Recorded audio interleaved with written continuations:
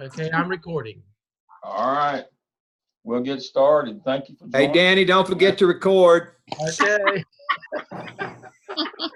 All right, so what have I got for us tonight? All right, welcome to Mel's Legacy Candidate Town Hall. That means everybody that's not new this semester. And so I'm going to quickly, and I will send you this with the link to tonight's recording. I'll send you the agenda, which will serve as the minutes. I would have sent it out with the link, but if I'd done that, I'd have been still busy trying to answer questions. So I've learned not to do that. So I will send this document out to students with the link when we get through with tonight's session. One housekeeping item, Dr. Whitaker, if you'll check your clinical shell. I have gone in and added discussion board links boxes for the SCIP and the That's OMA weird. for you. Something happened to my computer. I will check everybody else's Something's happened to my computer. later tonight, hopefully. All right, so let's go ahead. Danny, you might want to mute everybody, No, I can't figure out. or Dale. Never mind. Dr. Lamb will have to do it on his end. I will mute all, and then you can unmute yourselves if you need to. All right, so I'll start with our candidates that are in 605 this semester with Dr. Stone. They're in the full 5 semesters master program. They started in fall of 18, so this is their 5th semester. So their responsibilities this semester include all their Blackboard coursework per your instructor, Mel 605, to include your discussion board, case studies, assignments, peer reviews, etc. Your task stream requirements are, of the 6 evidences, are to complete all 6. If you're in the CAP now or the SOP, or if you're behind, your responsibility is to complete all 6 evidences. Also, you're to complete the 3rd round and final round of your competency folio with your artifacts uploaded, comments requested, and then submitted to TaskStream DRF portfolio for evaluation. As you know, that competency folio, you can publish and share that with prospective employers. And so that means because we created it that way, it doesn't automatically get evaluated. You have to physically move it, upload it in your DRF portfolio. So you go to your DRF portfolio and click on competency folio and follow the process to upload it. There should be a video in Dr. Stone's shell on how to do that. It's only about 2.5-minute video that I made. Please don't upload it until it's complete. All 3 rounds of 21 for a total of 63 are in there. Please make sure that you do that at the end when you have completed your competency folio, and then complete your portfolio, School of Ed dispositions, and competency analysis. If he hasn't already done it, Seth may go in and also put the Mel's final evaluation, which is the senior exit in TaskStream. They're trying to capture those as well. I will send you a link at the end, near the end of the semester, for a survey that I do that's an open-ended, it's a final reflection. I will send it using a Qualtrics link. I'm doing a 5-year case study for the School of Ed, and I'm collecting that qualitative data. It's open-ended, and it's not so much I liked him and didn't like her. It's more reflection on what you got from the program, and so I will send that out later. But you may in TaskStream have a link that says exit survey. If you do, go ahead and fill it out. But it won't stop you from graduating. But if it's in there, if Seth gets it put in, and I suspect he will, please complete it. So those are the folks that are with Dr. Stone this semester. Now, some housekeeping notes. Commencement is Saturday, May the 9th. Make sure you've applied for graduation. Don't ask me about the deadline or if you get a late fee. I don't handle registration for graduation, nor does anybody in the MELS program or School of Ed. That is completely a registrar function. And so go back and check your emails as to when that deadline was. It's probably already passed. I reminded you last semester to be looking for it when you were in 604. But go back, if you've not registered for graduation, you got to do that. And I've got that down here. Let's see. Please remember that all students, masters, and add-on have to apply to graduate. The deadline for registration is set by the registrar. Check your email. The cost is $150 for masters, $75 for add-on license. So make sure that you have applied to graduate if you plan to finish May the 4th. Now, working backwards with some deadlines. We need your 6 evidences. That's APSEL, APTEL, OMA, Skip Cap, and SIOP. We need those uploaded into TaskStream by 9 a.m. on Monday, April the 27th to allow enough time for revision and then evaluation if you need revision. So that's the first soft deadline is Monday, April 27th, and we need all 6 of your evidences. Now, the hard deadline is the following Monday on May the 4th. We have to have your TaskStream portfolio completed by Monday, the May the 4th, if you're going to graduate on that Saturday. And that's so that your name can go in the program. If you finish after that, I can't guarantee you that your work will get evaluated. I can guarantee you your name will not appear on the program, and you will not have a diploma waiting for you. So everything, and that includes the 6 evidences, competency analysis, School of Ed dispositions, a completed competency folio uploaded and evaluated, your internship logs, all 5 of them completed and uploaded. It has to be done by Monday, May the 4th at 9:00 a.m. That's the registrar's deadline. Anybody who's not done by then won't appear in the program, probably won't have, even if you finish later in the week, won't have a diploma waiting for you on Saturday. Now, the new president has decided that he would like a lot of pageantry this spring, and to that end, he has said there will be no summer graduation. He's going to shift it all to the spring. So we're going to start doing May and December graduations outdoors in the stadium only. We're going to leave LYCC, the basketball gym, and we're going to have an outdoor graduation. So if you are currently in Mel 604, that's where I'm going next, the folks who are now with Dr. Sanders.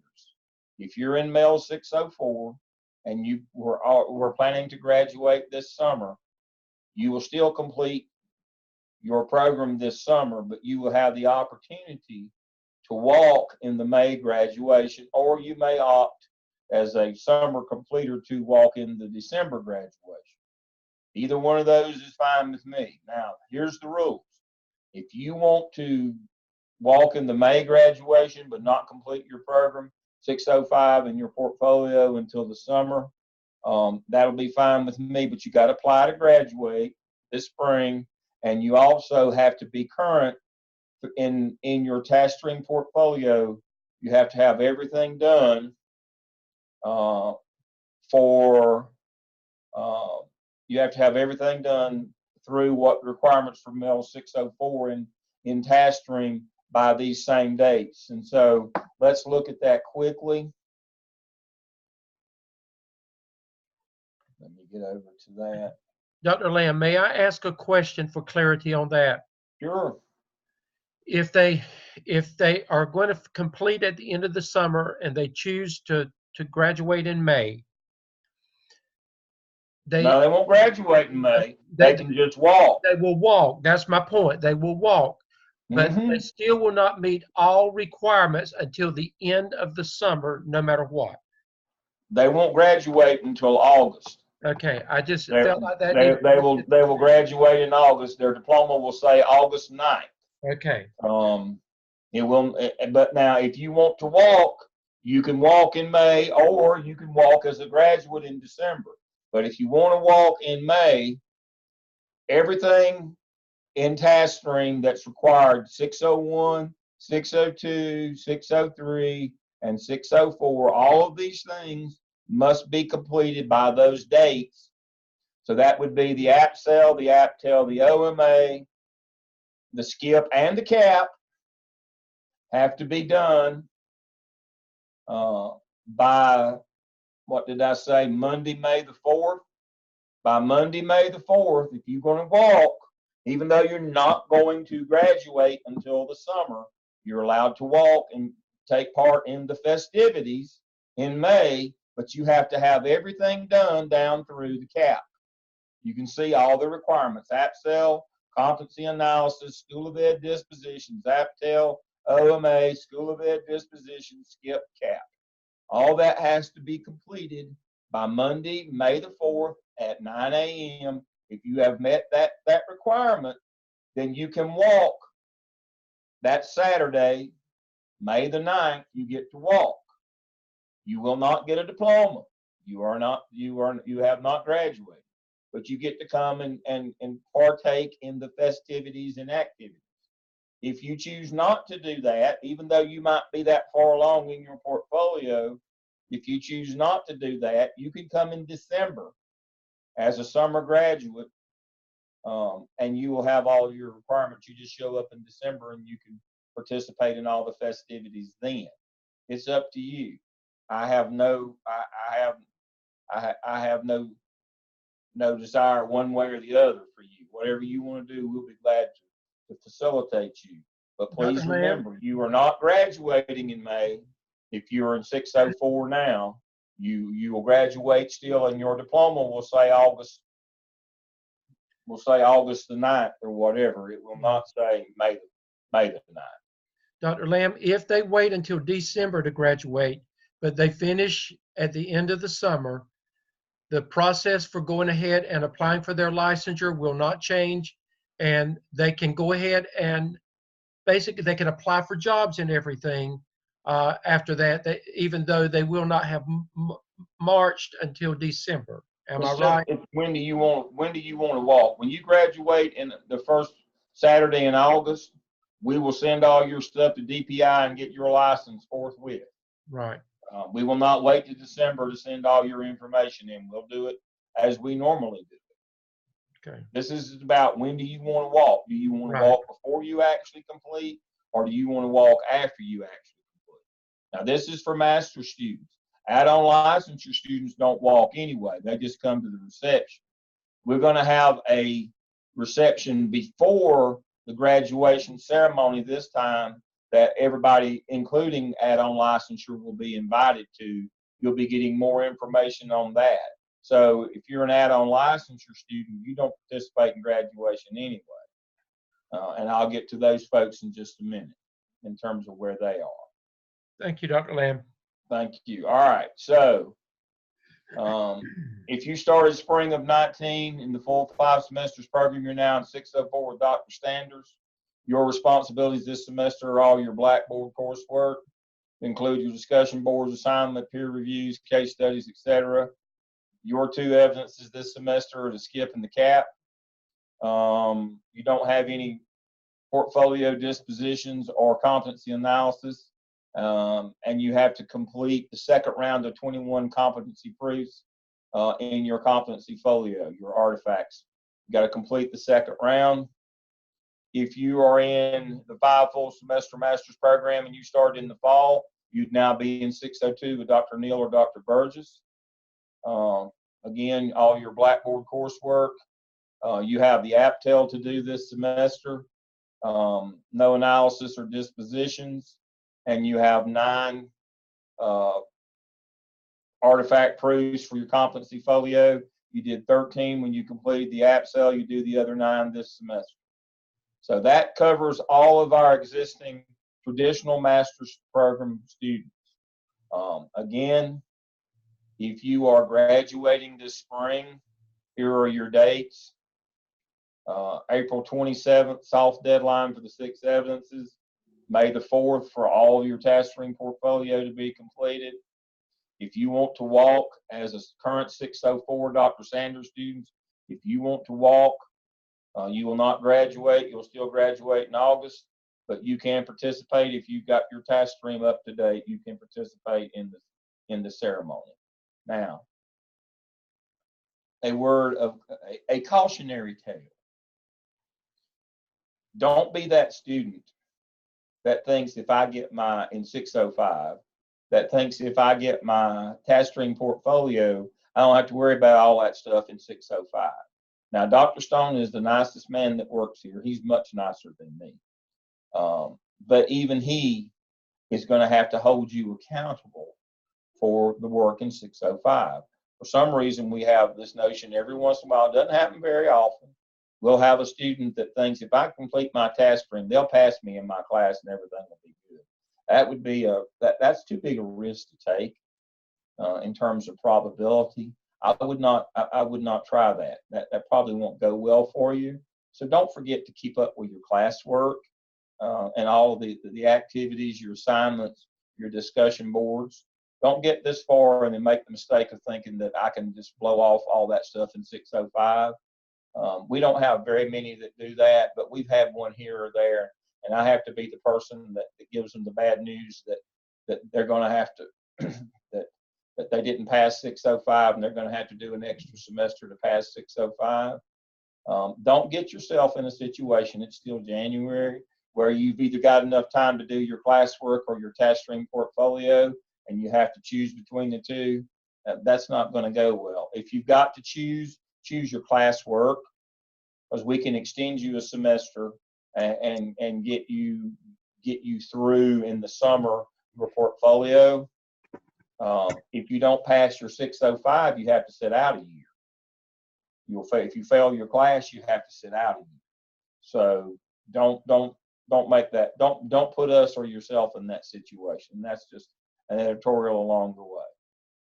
All right, I'm going to pause and catch my breath. Does anybody have any questions of the traditional master's program that I can answer for you before I start talking about add-on licensure students? Okay, so let's talk about our add-on licensure folks. We don't have any that are in 605 this semester because we don't take summer admissions, and so the only group that's legacy other than the new ones that came in this semester are our Mel 603 students, and that would be with me and Dr. Barnes, Dr. Sumner, Dr. Zients, and Dr. Whitaker. If you're in one of those sections, then you're in Mel 603 add-on. Your responsibilities this semester are, again, all your coursework, your discussion boards, and you know those discussion boards, there are a lot of coming and going, to and fro, and you got to get on those. You got to go interview people, find stuff, a lot of work on those. And then you got 4 case studies where you work in your groups, other assignments, peer reviews. Remember, there's no video reviews in 603. Your video work that you do will be of your case studies working in your groups. Your DRF portfolio task stream evidences are the OMA 4 tasks, and skip all 4 tasks. You don't have any competency analysis. You do have to do your dispositions. Take you 1 minute. You can do them anytime. And you got to complete your second round 21 artifacts for your competency folio. So that's what you have this semester. Now, back to, we don't do graduation for add-on licensure. We invite them to a reception. My suspicion is that the 603s that will finish this summer will be invited to the pre-graduation reception in the day of graduation on May the 9th. That information will be forthcoming. I'm not working on that project right now. That's Dr. Bull and his group they're still in preliminary discussions about trying to do something like at 6. The graduation's at 6 o'clock that Saturday, doing a reception at like 3. He's still trying to find the money. So if and when that gets put together, he'll be the one or to notify me, and I'll probably notify you. But they're still working on that. The budget meeting is Wednesday this week, so we'll know coming out of the budget meeting where we are and what we can do in terms of a reception before graduation on Saturday, May the 9th. and our add-on licensure people are invited to those. All right, some housekeeping items.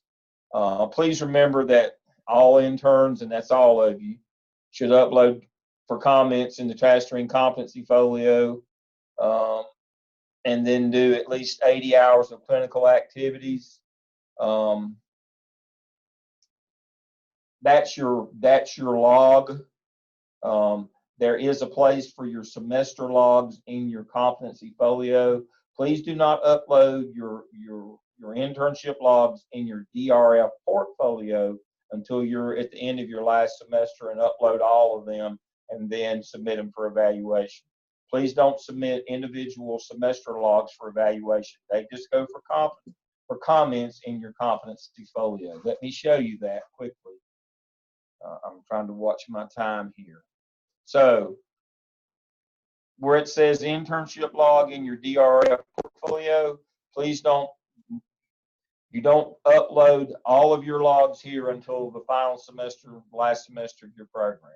So if you're in 605 this semester with Dr. Stone, you're the only people that will use this box this semester. Everybody else will go to your web folio, and you will come down to the bottom of it and upload your semester one here and request comments. I have problems with this every semester. Students get excited, and so if you're in anything but 605, if you're in 601, 2, 3, or 4, this is the box you use on your competency folio for your internship log this semester. Only Dr. Stone's group will go to their DRF portfolio, Spring 19, and upload their 5 logs, and there should be 5 of them here. One for each semester you're in the program, 80 hours each semester minimum. Now, I always get the question, what if I did 120 one semester? Can I do 40 the next? That averages 60. No. You got to do 80 every semester. If you did 120, thank you. We appreciate the effort, but that doesn't mean you can do less next semester. The minimum is 80 every semester. So make sure that you remember that. Again, you got to apply for graduation. If you're in 604 or 605, or if you're in 603 this semester, make sure that you apply for graduation when you get the notice from the registrar. Master students, it costs $150. That covers your gown and all the paraphernalia. Add-on licensure students, this covers all the fees in order to get your license for you, other than the $55 that you have to pay DPI. Other than that, everything that Seth does, it covers your Jostens certificate, and those are very nice, by the way. And I've got one just to show you. This is what you get as the add-on licensure, and if I can get it close enough to the camera, that's a real seal. This is a Jostens, just like a diploma. This is the real deal. This is not something that we made on a computer. This is suitable for framing. It has the university's real seal right here in the middle of it. It's not a print. That's a real deal there. So that costs us quite a lot of money. Well, it costs you quite a lot of money. It comes out of that 75, but we do have that for you. That's a nice little added bonus. We'll have some T-shirts for you and some little swag bags. I've got some here somewhere. They're behind me here in my storage room. But that cost is covered in that 150 and 75. All right. So moving on down the list, please remember that when you work with your coaches, you work in their clinical shell that has their name on it.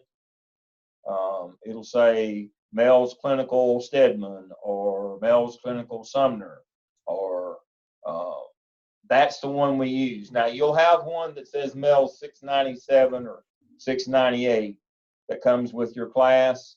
We don't use those. Those aren't built out, and those don't meet the CAPE and DPI requirements for us. It has to be a continuous shell, and so that's the way we do that. I know that's a little confusing. It is even for the people who work here, but those shells do not meet the requirement of tracking a student. We used to try to do it in TaskStream, and that was an even bigger problem. So now we track student work on a continuous basis through the clinical coaches shell. That way we have a record of that and it doesn't go away. So please remember, when you're uploading, like I was working on Dr. Whitaker's shell just prior to coming into this meeting, she has drop boxes for review in her clinical shell that says Mel's clinical shell, Dr. Whitaker. It'll have their name on it. Make sure you use that one when you're requesting comments and working back and forth with your coaches. Now, they have, that's a discussion board. They also have assignment drop boxes where you can, where you can work with them privately. So it's your choice, or up to your coach how they want to use their shell, but make sure you're using the shell with their name on it. Clinical Coach 1, all of you should have already had a visit in your first semester. Your coaches won't come back out and visit you again unless under these conditions. There's 3 reasons why you would get an additional visit from your CC1.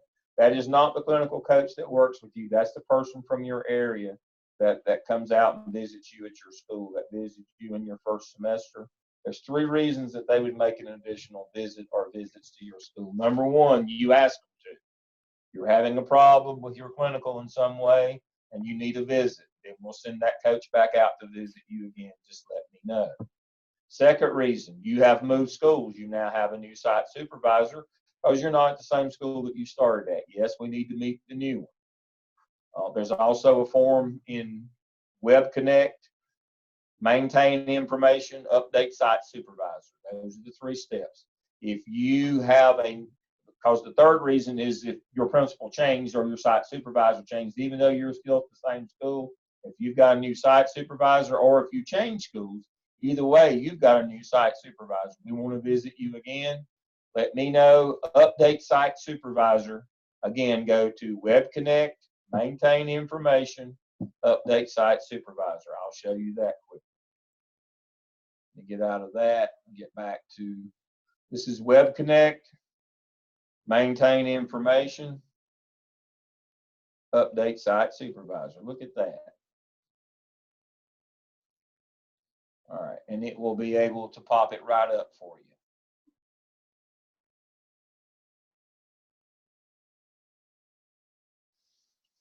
Okay, so make sure you do that. If you need a visit, if you've changed schools, if you've changed administrators, let us know. All right, and so that's the person that's assigned to you by proximity, not by class or section. They don't do any Blackboard or TaskStream work with you. They just come out and visit you. And again, and they can cover any of the things that I cover. They'll be able to help you. Clinical 2, that's the person who's assigned to your class section. For example, if you're with Dr. Stedman, you probably got Dr. Revis, or if you're with Dr. Sumner, you've got Dr. Barnes, Dr. Stone,